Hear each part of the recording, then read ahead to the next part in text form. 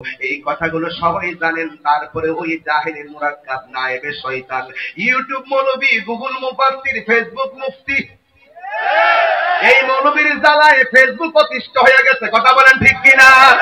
সকালে এক কথা, বিকালে আরেক কথা। এখন দেখতেছি বাজার আল্লাহর নামও বাদ দিয়া দেয়। এখন দেখতেছি দুনিয়ার রঙে রঙিন হয়ে গেছে।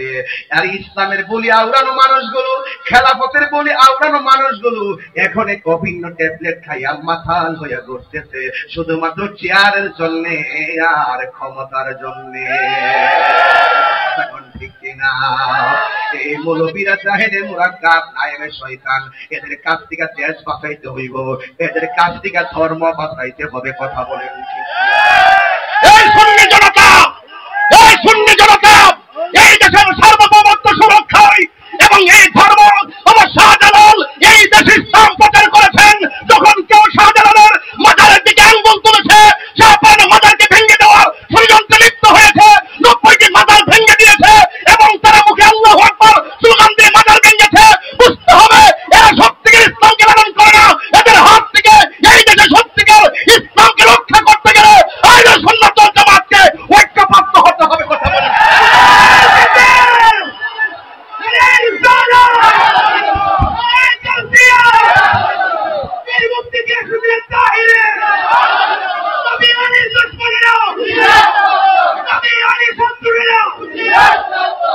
কথা বলুন ঠিক কিনা বলেন? বসুন আমার ভাইয়েরা, বসুন আমার ভাইয়েরা, সুনাই বলির বাবারা, বরুড়ার বাবারা, পরিষ্কার কথা, বাধা হবে যেখানে, লড়াই হবে সেখানে। আল্লাহ বলির মাজারকে ভেঙ্গে নয়, আল্লাহ বলির মাজারকে তাদের হাতকে সুরক্ষা দিতে হবে। প্রয়োজনে আল্লাহ বলির মাজারকে রক্ষা করার জন্য গ্রামে গ্রামে, জেলায় জেলায়, উপজেলায়, ইউনিয়ন পর্যায়ে প্রত্যেকটা জায়গায় জায়গায় আমাদেরকে প্রতিরোধ বাহিনী গঠন করতে হবে। আল্লাহর মাজারকে সুরক্ষা দিতে হবে।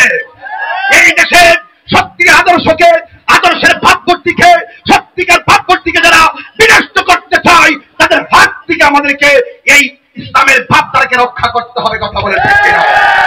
যারা বলে আমার নবী সুপারিশ করতে পারবে না, এরা নবীদ্রোহী। কথা বলেন ঠিক কিনা বলেন?